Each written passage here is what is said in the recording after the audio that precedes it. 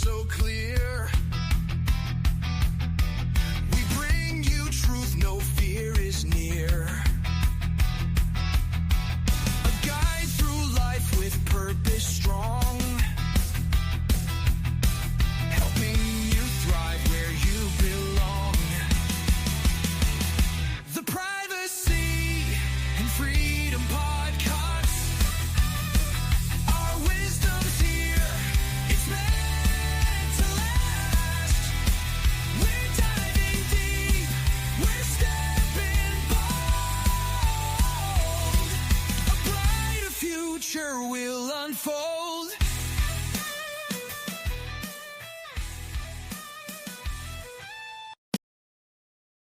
All right. Hey, welcome everyone. Hope everyone's having a great week. My name is Forrest. This evening, this is the Privacy and Freedom Podcast. I'm coming to you. I'm recording this live on YouTube.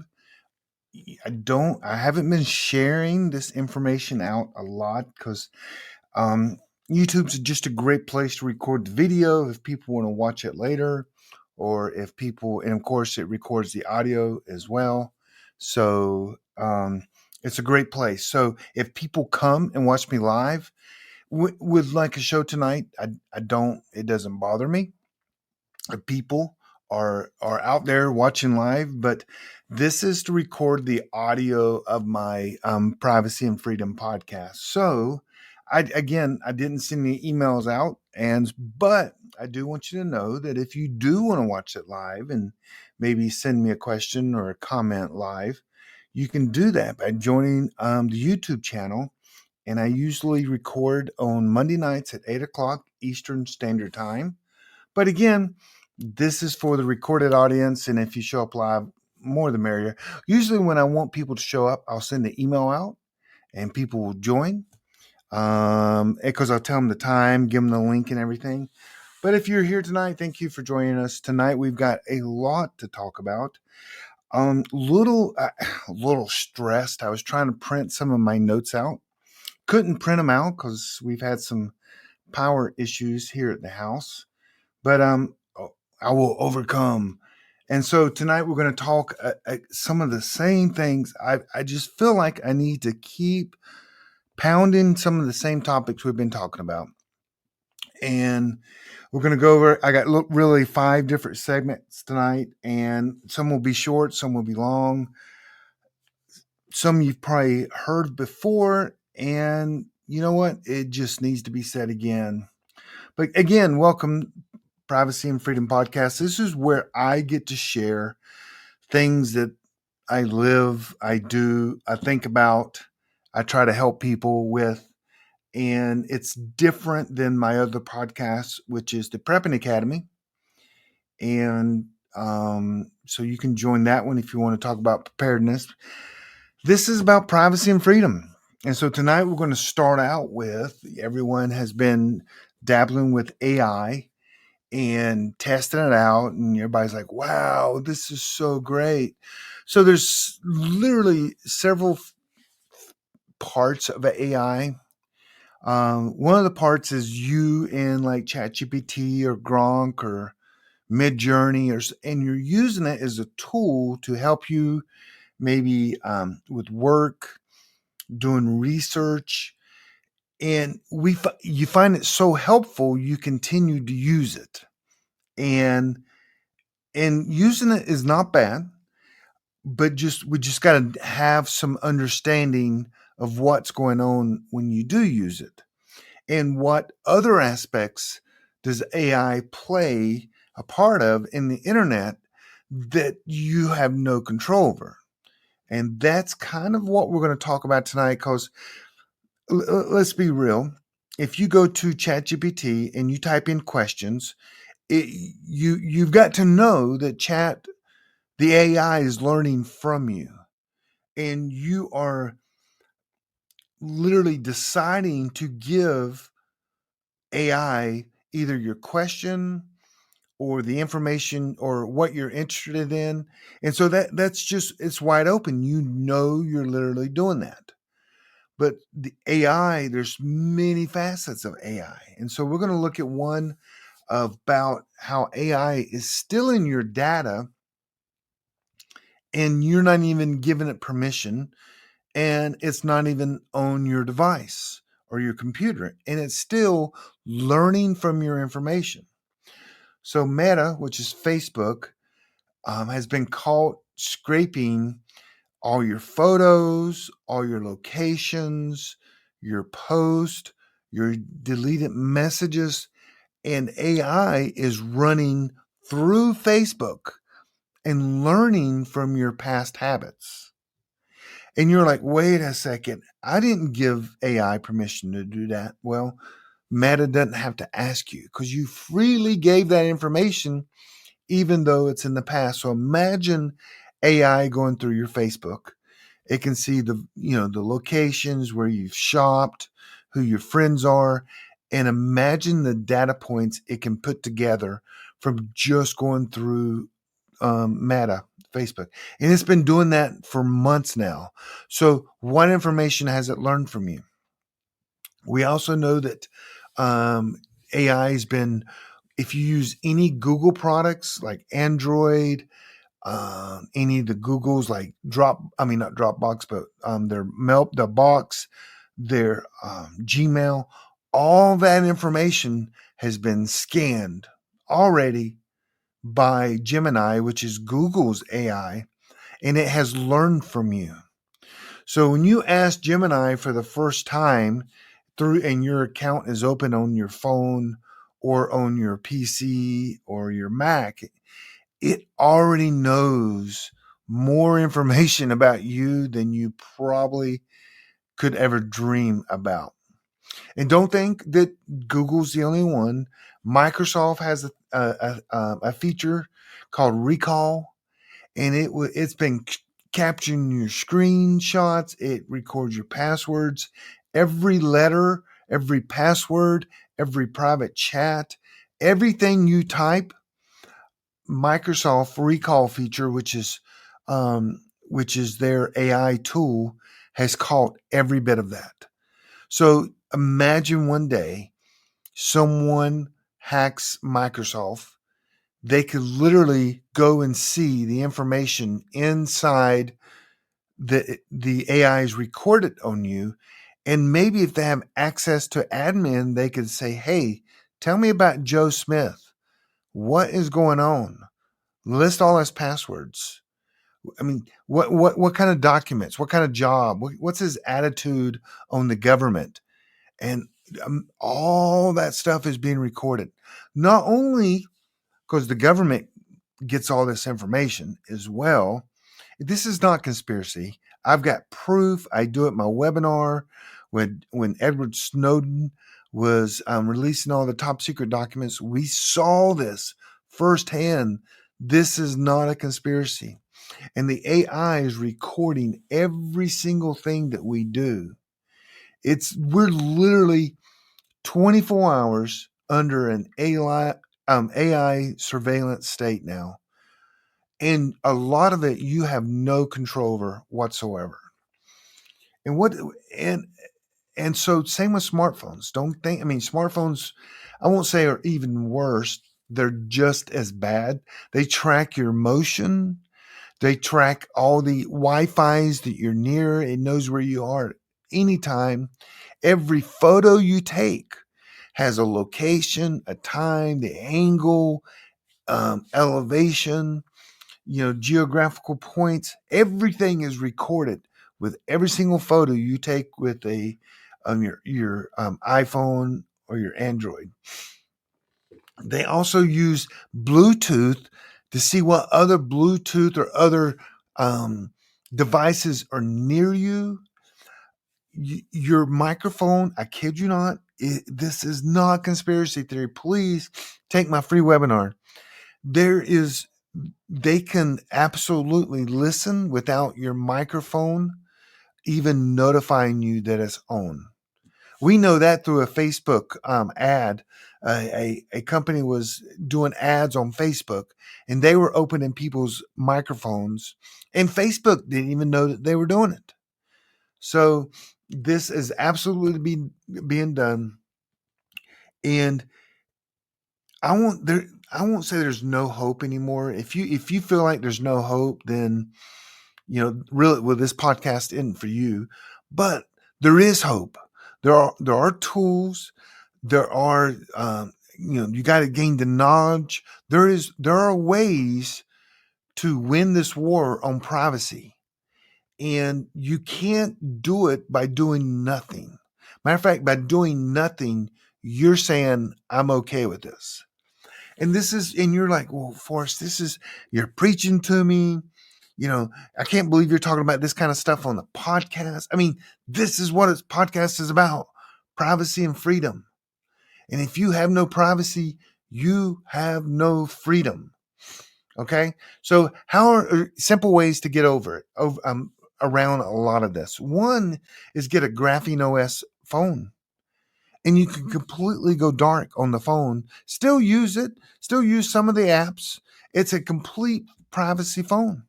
I teach you how to do that in my class, to set it up yourself. I recommend don't go buy this. This phone, it's going to cost you anywhere from programmed and ready. It's going to be $500 plus. And I recommend people do it themselves. You can buy the phone for $200, do it yourselves. And the reason you want to do it yourself is because if you have issues with the phone, you don't want to have to send it back to some guy named Tom in Arkansas so he can fix your phone for you with all your privacy stuff on there. You want to learn it yourself. I mean, take 30 minutes and learn it yourself, and that's all you really need. I go through all the steps in my privacy course for this, and my students, they've done it, and I ask them to not only create the privacy phone once, but delete it and let's do it again. It's only 30 minutes, and when you do it again, you're like, okay, I can do this. I feel really good about creating and managing my privacy phone. But Graphene OS is what I recommend there. And then for laptops, to completely shut everything down, the recording surveillance state is you got to go Linux. I use Mint, and it's a Linux version. And you can get any old laptop and put Linux on. And it's easy. Again, teach this in the class. Once you do that, there's no one recording what you're doing. These are simple fixes. Now, if you want to pay me, I have a friend that he does great work, and he absolutely will sell you a privacy phone. He'll sell you a privacy laptop. I think he charges, it's probably a fair price, to be honest with you. If you don't want to do it yourself, you should pay a lot. I mean, really, if you don't want to do it yourself, I should be able to make a lot of money off of you, plain and simple. And so I don't know if his prices are fair or not, but his website is mark32.com. I think that's it. And he sells them. I say do it yourself. That way that if there's issues, you can fix it yourself. I've taught a 5th grader and a half how to install Linux on a laptop. So if you're sitting there going, well, I can't do this. This is over my head. Well, you know what? Okay, that's good. When people say they can't do it, I don't care to motivate them. Then I'm going to just say, you can't do it. Get out of the way. Sorry, I'm kind of hard like that, but I just don't like naysayers and people that go, I just don't think I have the technology. You don't. What you don't have is the courage to improve yourself. And am I hard on people? Yes. I'm a big thing for natural selection, I guess. If you just don't want to put your heart to it or don't want to learn something, then, move on. It's just, I just don't understand people that just completely accept failure. That's just not me. And I will motivate you if you want to be motivated, but because doing a Graphene OS phone and doing a Linux laptop are easy. Like a 5th grader and a half watched the videos that I have and the document that I have, and they did it. And I can assure you 5th graders are not listening to this podcast. That means everyone else is smarter than a 5th grader and should be able to do this. So anyway, that's my motivation, is be smarter than a fifth grader. Get off your lazy brain couch and learn something. Because this privacy and freedom is never coming back to us. You'll never have privacy and freedom in the digital world ever, ever, unless you do something about it. And if you don't do something about it, you are saying, I don't care. It's just plain and simple. I'm just being real. You know, maybe I need to tone it down a little bit, but also know that reports just came out this week that AI is scanning through your Google Docs, your Dropbox, any files being on the internet, everything that is on the internet, your contact list, your emails, everything is being scanned and people are learning from you. Some of them sell it. Google sells their information. Microsoft keeps it to themselves, as far as we know. Now they sell all this other stuff, but we're talking about your AI data, because every company that has their own AI engine, they don't want to share the information because they are trying to win the game, or at least for their clients. So Apple has their AI engine, Microsoft has theirs, Google has theirs. Everyone's just building profiles on you. And again, you can stop it. I stop it. Every day I stop it. My phone is not being recorded. My laptop is not being recorded. Nothing I do is being recorded. Actually, the only time I expose myself is when I do recordings in my studio like this. Because if you know anything about, recordings and studios and video, you know that you got to have a Mac. MacBook Pro is the only machine made, in a sense, that can do the things with videos and audios. Windows, seriously, no, I don't do Windows at all. So I do have a MacBook Pro. So the only time I really open myself up is when I'm recording, and I have a high dollar Mac in front of me, and it can do everything, audio, video. I can transport people. It's amazing. Great machine, but not very private or secure. But right now they're going through the AI, and big data is the perfect surveillance machine. Imagine a day like yesterday where the government or companies can literally know anything. They could predict what you're going to do tomorrow because the information they grab from your computers, and they sell it. A lot of them sell it. We know that Facebook is selling it. We know Google's selling it. We know Amazon's selling it. Matter of fact, they know you better than your spouse knows you. I kid you not. They sell it to data brokers. They sell it to the government. They sell it to advertisers and AI developers, because AI developers want to go, oh, that's the information we're getting. Well, maybe we need to run that through this filter, and not only then we can find out all the areas he shops and why he shops, and if he pays for cash or credit card, and then they put this whole picture of you and how you live your life. That is going on today. I'm not kidding. AI is the face of total control. Now, but you and me, we'll go on ChatGPT and say, hey, help me rewrite this paragraph. Or, hey, I need some research on this book or whatever. Now, we're freely given that information, and I expect them to record that. And they do, and I expect them to sell it, and I'm sure they do. And so, but what they don't tell you is what I don't like. So actionable steps that we can do. One is, take my course, Privacy and Freedom. It's the best course on the internet, bar none, period. One is switch to a privacy phone like Graphene OS.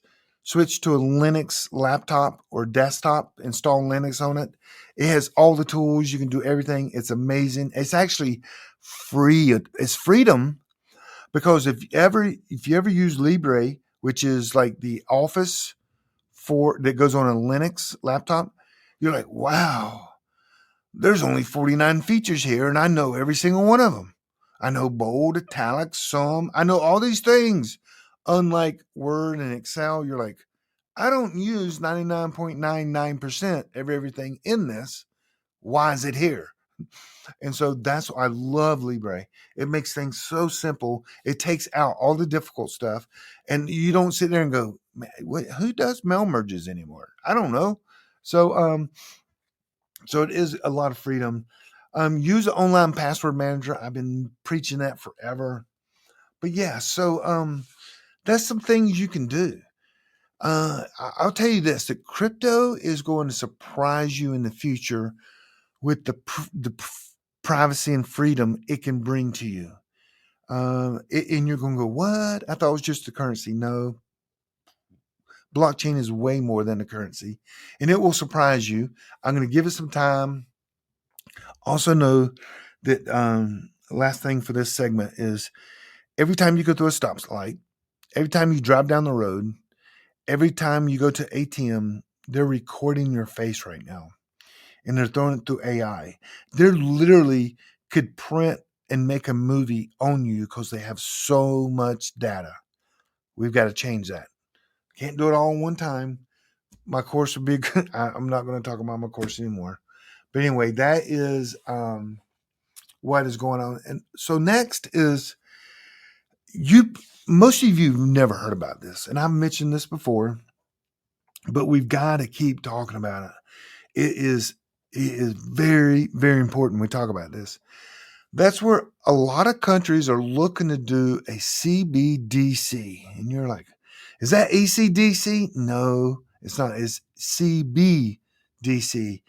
And what that stands for is central bank digital currency.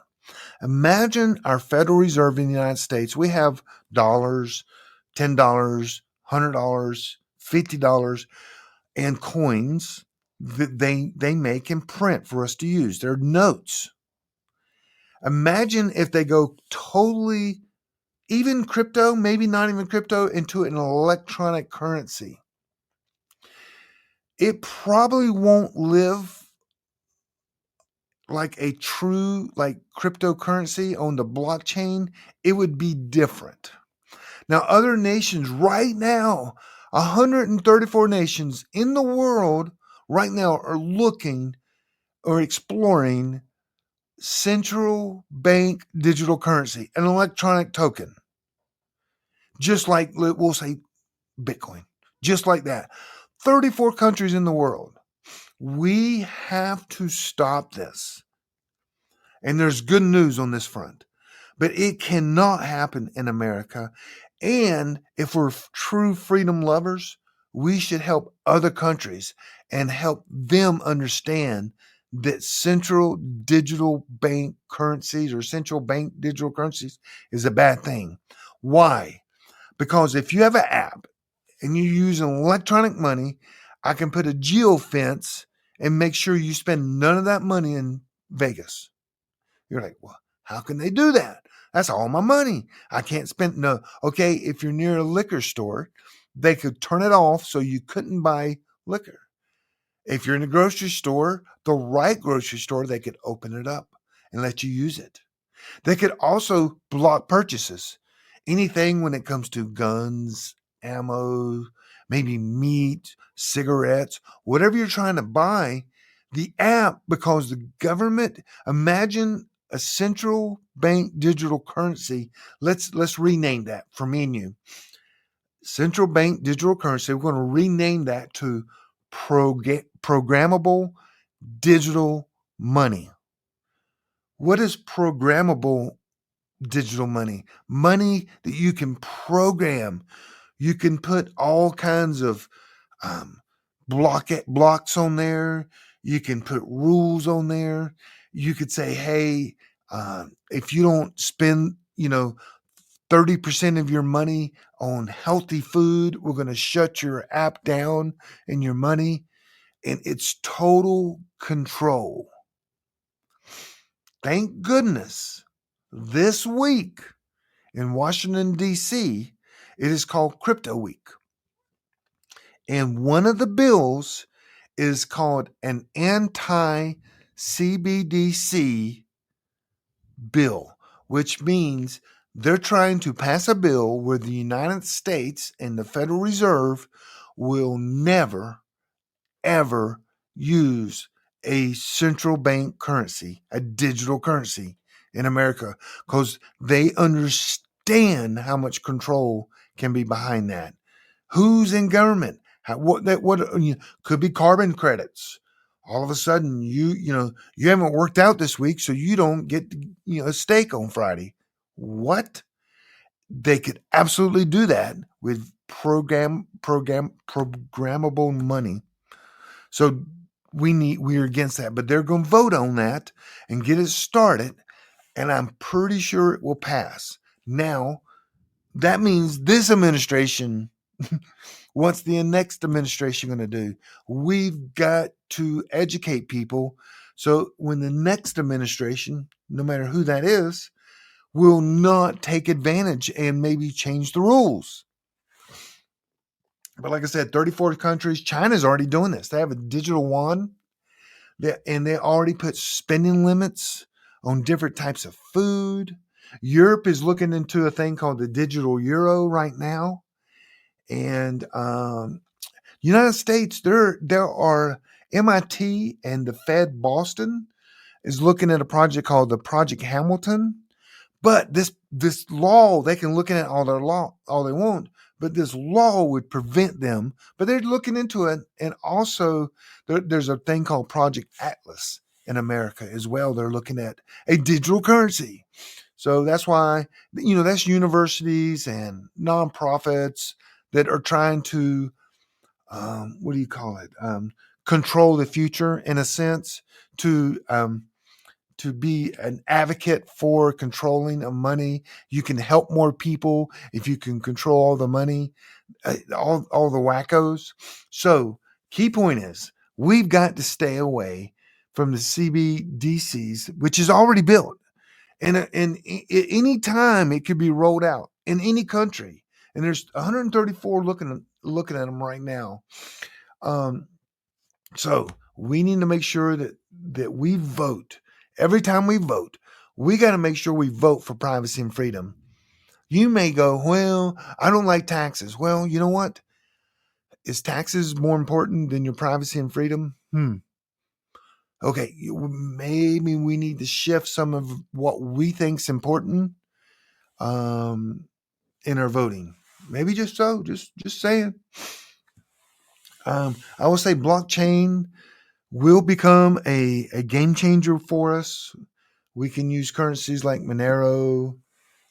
There's Litecoin. There's all kinds of ways that you can be anonymous through blockchain.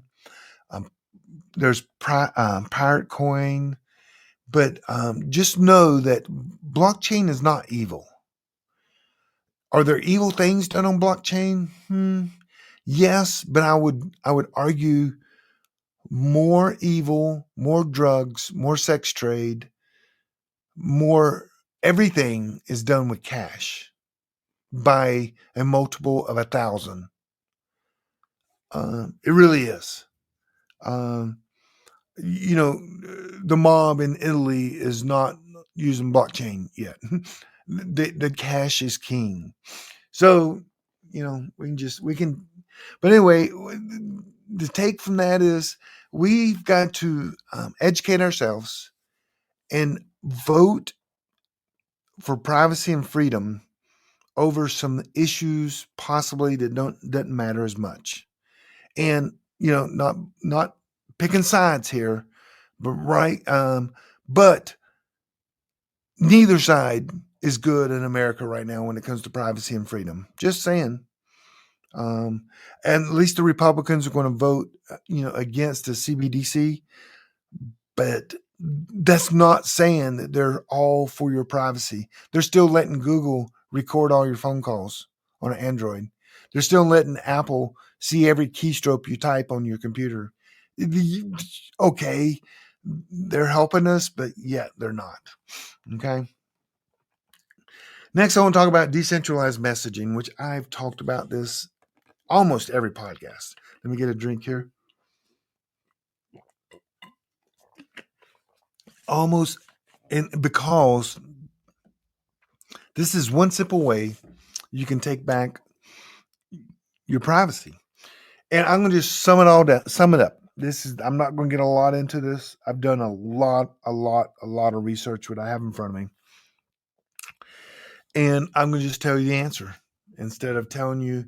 I've looked at sessions, Simple X, Element, Signal, Wire, Telegram, WhatsApp. I'm just going to tell you, there's one winner. I would say, I'm going to say one winner, and that is Sessions. Session. It's decentralized. They don't expose your metadata. There's no phone number required. It's end-to-end encrypted. It is perfect to be anonymous. Simple X doesn't check all the boxes. Element doesn't check all the boxes. Signal definitely doesn't check all the boxes. Wire, Telegram, and WhatsApp. In order, let me tell you, in order is Sessions is number one. It's a 10. Simple X is a 6. Element is a 6. And then Signal, Wire, Telegram, WhatsApp. Just 5, 4, 3, 2. WhatsApp's the worst. Telegram's the next worst. So, and mostly because they're centralized, and they require a phone number, which means they can identify you. Signal, Wire, Telegram, and WhatsApp. All you have to have a phone number for all 4 of them. So Sessions is the winner. There's about 14 people on there. That's kind of a joke. There's not many. And it's not the easiest app to use either. But you might want to download it, start getting used to it, start introducing your family and friends to it. It is one that the government can't come and grab the data, record the data, and read the messages. It's decentralized, meaning there are thousands of servers around, and people like me own them. And so, even if the government owned half of them, it's still encrypted, and the way it works, they still can't read your messages. There's no metadata shared, no phone number, totally anonymous account in this in encryption. That's just literally sum it up. And you got to get off the mindset is, okay, I've got to get off Signal. Signal's kind of been the winner. I've been promoting Signal forever. So was Edward Snowden. Snowden was promoting it, but not anymore. So Signal is end-to-end encrypted, but it requires a phone number. It logs your IP address, and it's funded by some government ties. And you're like, what? Yes, I kid you not. So get off the system. Go to a decentralized session is what I'm recommending. Do not use WhatsApp. Do not use Telegram. Do not use any of these other things as well. I'm just instead of breaking down all my research, I'm just telling you the end of the day. Also, Switzerland, EU, Singapore, Korea, they're all trying to pass legislation right now that will give them a backdoor to all these other apps. Signal and below. They can't do the decentralized. No one owns it. No one owns Sessions in a sense. You do. I do. Whoever has a server. And they're going to create this backdoor. And once the backdoor is created for these apps, hackers are going to get it. Hackers are going to take advantage of it. Your information will absolutely be available for anyone at that point. So go encrypted, go Sessions. That's my winner right now. Is it going to change in a year? It could. That's why you've kind of got to participate in this learning process of privacy. You can't be an active participant.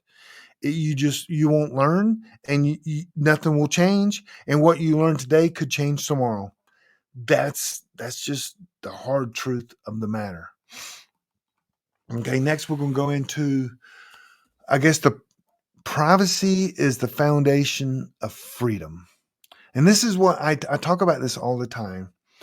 Um, if you can't, if they're always watching and you know it, you're not free. You can only be obedient.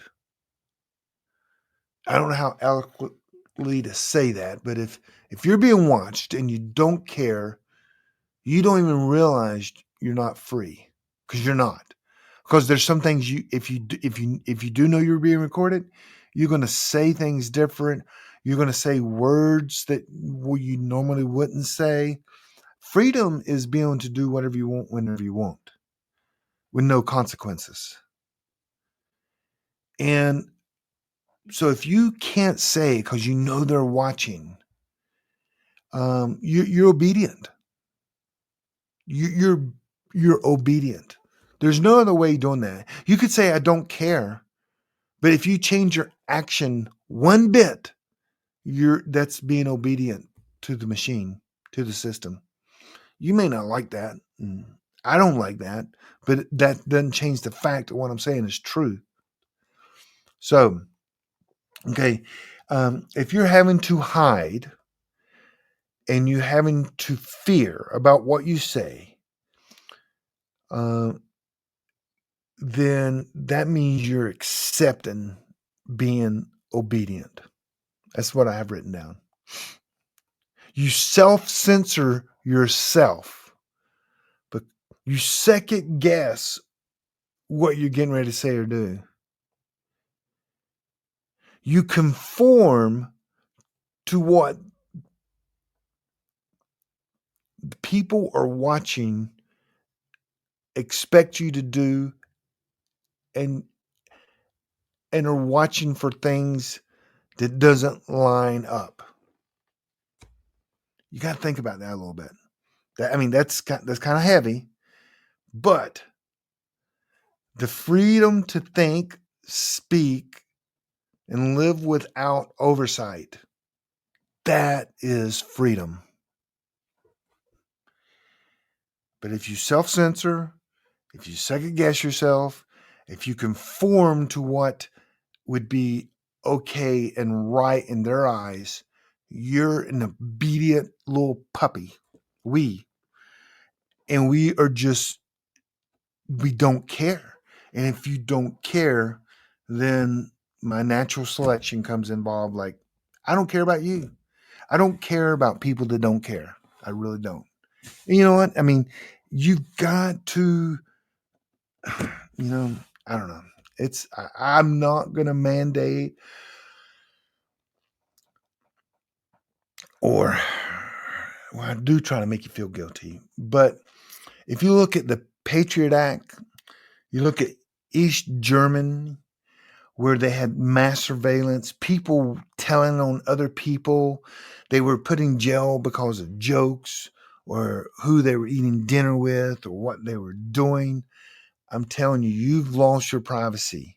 And what comes from when people leave their privacy, they lose their freedom, and then they lose their freedom of expression, and then tyranny happens 100% of the time. If you don't agree with me, then sorry, get educated. Don't mean to be rude. I'm just saying, seriously, we've got to take this serious. So, for those that read the Bible like I do and believe the Bible, imagine your relationship with your God, or okay, let's just any religion, and it's being monitored in what you type, what you read, the websites you go to. Imagine the information they can get from that. To me, my relationship with Jesus and God, my prayer, what I research, my spiritual freedom, my mental freedom, is very important to me. And if it's not to you, then it's like a lost cause. It makes me so mad. It needs to be important to you. I can't make it important to you. Maybe we can put it, all the people that this stuff is not important to, in another country. And those that it is important to, we can fight this fight.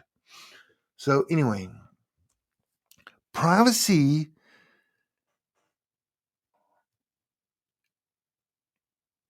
how can I say this? Privacy is not wrong. It's not wrong to want to be private.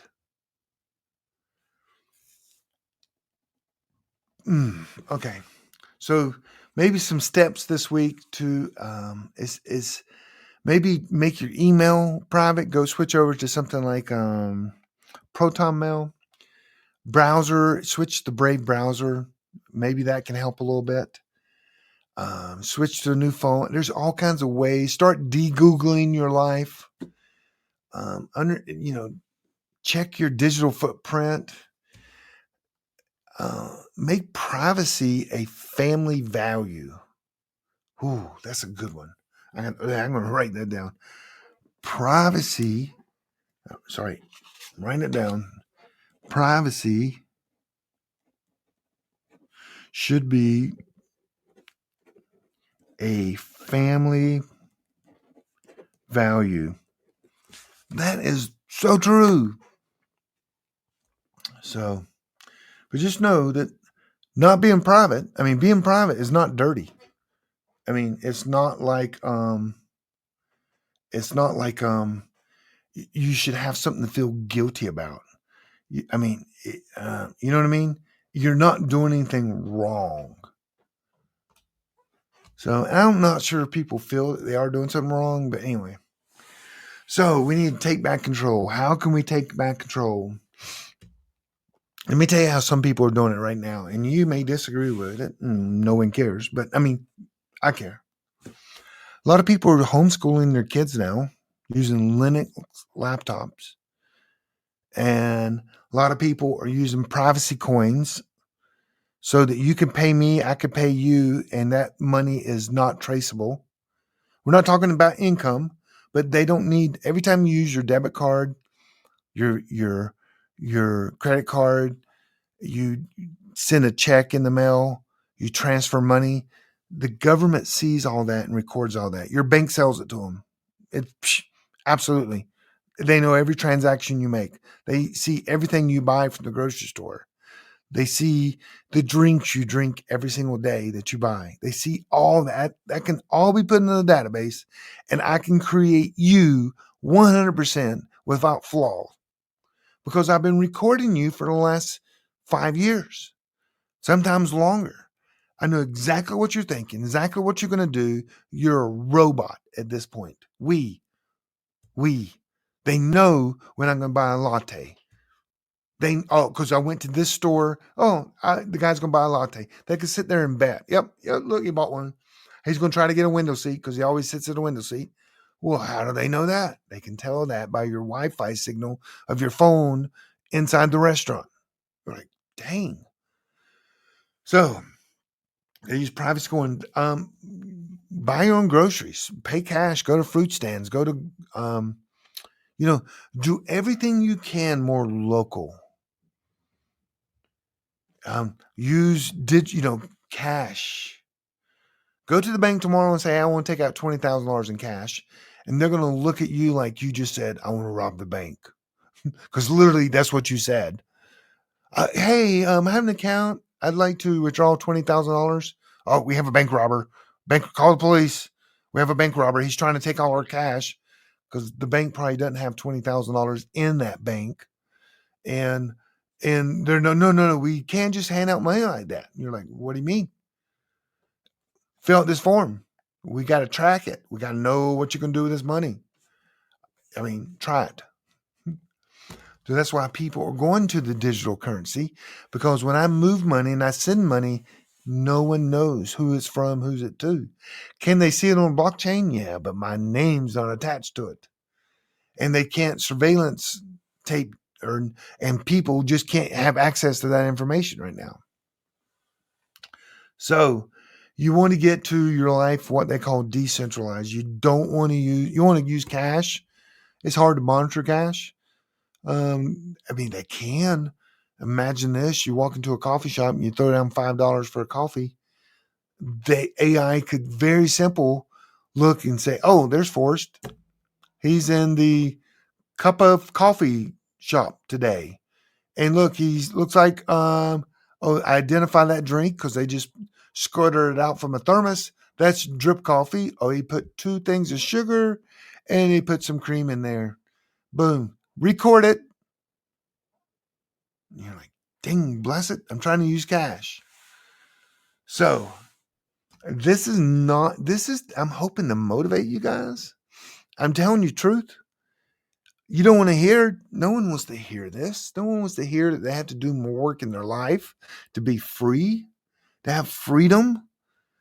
No one wants to hear that they're obedient by letting it happen, by changing their actions. You're a nice, obedient American citizen. The land of the, wait a second, hang on. How's that go? The land of the, okay, you can argue some are free. And the home of the brave. We do have the brave. We definitely have the brave. More men and women are joining the military than ever before. The brave, the people that will stand up and fight for the law, not their opinion, not their mindset, but the law. I don't like people that defend their opinion. Their opinions are like what they say. They're like, behinds. Everyone's got one, and yours is probably wrong. I like people to defend the law. Without law, you cannot have freedom. We just don't have freedom law right now. So anyway, here's a statement that I came up with. Tell me in the comments or somewhere if you like it or not. You don't need a revolution. We don't need a privacy revolution. We need a refusal. Okay, we're not going to win a privacy revolution. We're not. We need a refusal. A refuse to be tracked, refuse to be profiled, refuse to participate in the digital slavery of cameras, Visa cards, the current banking system, Microsoft, Google, Apple, and we need to build something better. And we do that with privacy tools and knowledge. Knowledge and privacy tools is how we become free again. That's the only way we become free. There is another way, and that's the EMP that wipes out all information and computers. A total reset. Other than that, the only way we can gain our privacy and freedom back is by learning, education, and tools that good people in the world are creating for us to use. And then we need to be educated on the tools because not all tools are created equal. Like I told you guys some messenger apps. Well, the people that created Signal thought that they were doing a great thing for the world. Oh, we're going to create this end-to-end encryption app. It's a great thing. We're helping. No, it's not. It's centralized. Metadata is shared. You have to have a phone. It's identifiable. You're not anonymous. So you've got to look at individual apps as well to see which ones are best for your privacy, which then equals freedom. So otherwise, last statement, we'll wrap this up. If you're changing the way you act, if you're changing the way you text people, the things you say, you're afraid to say this, or you're afraid to do this when you're being recorded, or anything, and you're afraid to go to the bank and ask for all your money, you're afraid to do any of these items, that means you're being obedient to the system. Is that hard for me to say? It is hard for me to say because I know that people are probably getting mad at me and upset. and I understand that. But it's the truth. If you change the way you act, you're becoming obedient to the system. What's the system? Good question. The system is the database that's recording everything you do. Not one guy behind there, not a political agenda at this point. There could be, and there's not. There's no one. If you type, let me just think some. If you type on text message to your brother-in-law, hey, COVID was not real. No one right now is going to come down on you and go, oh, turn them off, get them, send them. No one really cares so much about that right now. But what if one administration, two administrations away, they go, okay, all these people that were saying COVID wasn't real, let's find them. Let's round them up. And you're like, that's never going to happen. Well, it happened in Germany, happened in Russia. It happens in Argentina, happens in Cuba, happens all over the place. So anyway, the idea of this podcast today, I know it's not all good news. Maybe next time we'll come out with some good news, is don't be obedient. Don't be obedient by changing to what you would normally do, who you really are. You're trying to hide things out of fear. Get educated on the tools and also, get some knowledge and find the tools that will best work for you. That's the only way around it. Because that's it. That's all I was trying to say today, guys. I hope you got something out of this. This, again, next week I'll bring a positive message to make everyone feel good. They can feel A-OK. What is going on with this over here? I don't even know. You'll see that? Got my books there. I got some, these are called Meshtastic radios, by the way. If y'all, Meshtastic is kind of a way to send messages back and forth through, privacy through a phone. Also have my little flipper here, which I can, don't even flipper. Look that up. Flipper Zero. You don't even want to know what I can do with that. Like record your credit card. And I'm not even going to say any of that kind of stuff. So anyway, guys, I hope you enjoyed this podcast. Like and share and comment. Send me some feedback. I got my email on the description. Just send me an email. That's best. Comments I usually rarely ever look at, just because they're negative, they're positive. You know what? You didn't care enough to send me an email.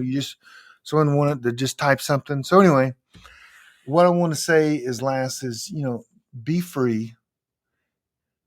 And the way we be free is to knowledge and tools. Also, if you're interested in my privacy course, which is not cheap, I'm being real with you guys on that, but it is the absolutely best course on the internet, bar none. I've spent years in putting this together. It took me 8 years to learn everything that I want to teach. And the course is amazing.